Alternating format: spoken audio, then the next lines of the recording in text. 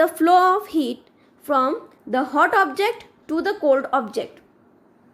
The transfer of heat can take place by the conduction, convection and radiation. So first let's start with the conduction. Conduction is a flow of heat from hotter end to the colder end of the given object. It means the conduction always takes place in the single object. Let's see this in detail with the help of this diagram. You can see the rod is given over here. This rod is being heated from one end and the other end of this rod is being held by some person. Now as this end is being heated, the temperature of this end will increase. As soon as it will increase, the transfer of heat will take place and slowly and gradually the heat will get transferred to the other end, and afterwards what will happen, this other end will also become hot. Clear? So this is what the conduction is. Now whenever the conduction is taking place, it means something is there to being transferred or something is there that is allowing the heat to flow.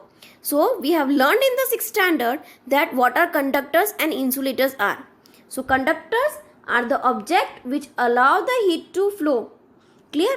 And the examples of these conductors are the copper and the aluminium. You are completely familiar with this topic. Next is the insulators. Insulators are also familiar that the object will not allow the heat to flow from them.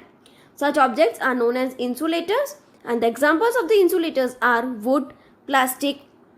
Clear? Next is the convection.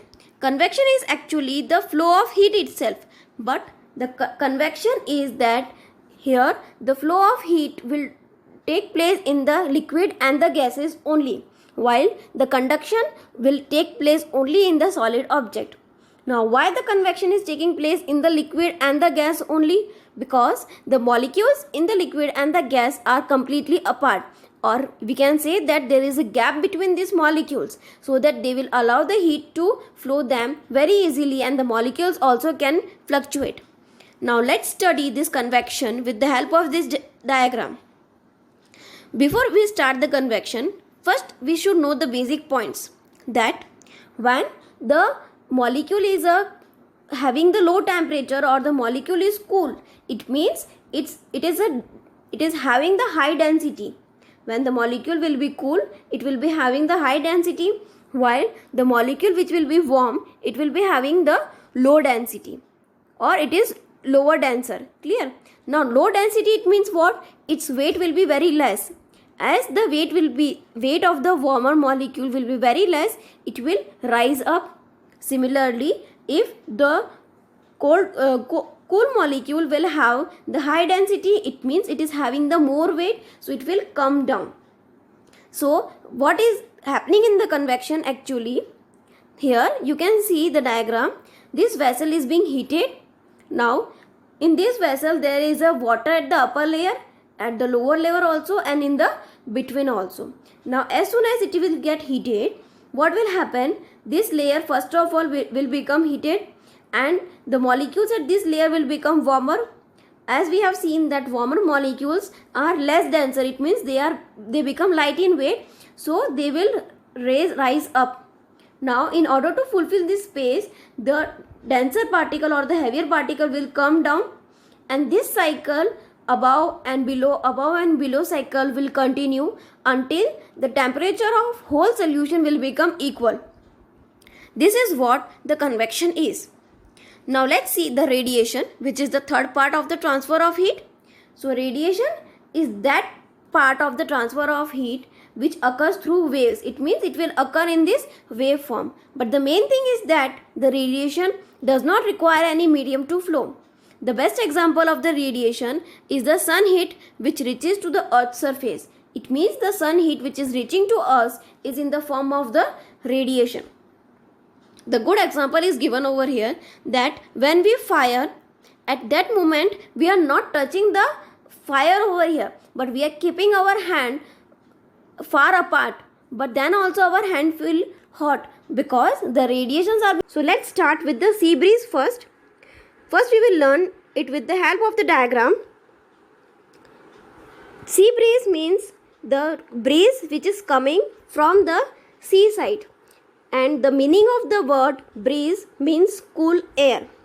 Now, the process of sea breeze occurs during the daytime. What happens in the sea breeze? That during the daytime, due to the presence of sun, the sun heat will come on the land and in the sea also, but the land area will get heated up faster as compared to the sea area. Now, in the part 3, we have learned that as soon as the molecules of the air or the liquid get heated up, their weight gets decreased. It means they will become less denser, and as soon as they will become less denser, the air particles which are present on the land surface will move up, and on the other hand, what will happen in the seaside, the molecules which are near the sea area will be more denser. Clear? Now, as soon as the land areas molecules will move up, they will start moving towards the seaside, while the molecules from the seaside will start moving towards the land side. So this is how the process of sea breeze takes place. Let's see its theory. The wind blowing from the sea towards the land is called the sea breeze. We have learned that during the daytime, the land near the coastal area will get heated up due to the sun radiation, and the sea will also get heated up, but as it is having the more water, more layers of water are there, so it will take more time to get heated up. So by that time, what will happen? The air above the land will heated up faster and then the air above the sea. So the hot air from the land rises above as it is lighter, and the cool air from the sea will become heavier and it will takes place of the land side. This is how the process of sea breeze takes place. Now let's learn what is land breeze. Land breeze is completely opposite to the sea breeze. It means here the breeze or the air will move from land towards the sea, and it will occur during the night time. Let's see how. The land near the coastal area gets cooled down faster than the sea, and the air above the sea is hotter as compared to the land. Clear? As the diagram is given, the cool land breeze will it means the land is getting cooled more faster as compared to the sea. Clear? That's why the air above the land will have more denser particles as compared to the sea. That's why the molecules above the sea will rise up and will move towards the land, while the cool air which is on the land will move towards the sea.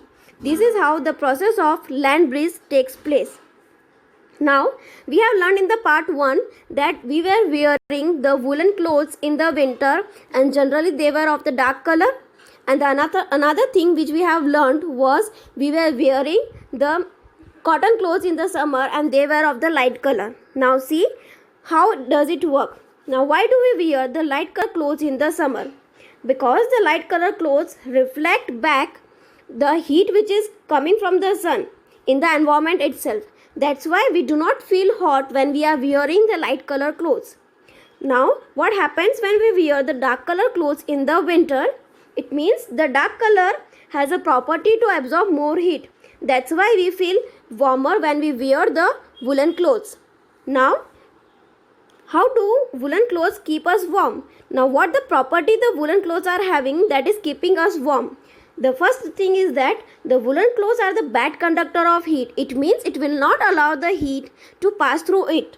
Now, therefore, they do not allow the heat from the body to move out in the environment. As a result, the air which is present inside between the woolen cloth and in our body will keep us warm, and that's why we feel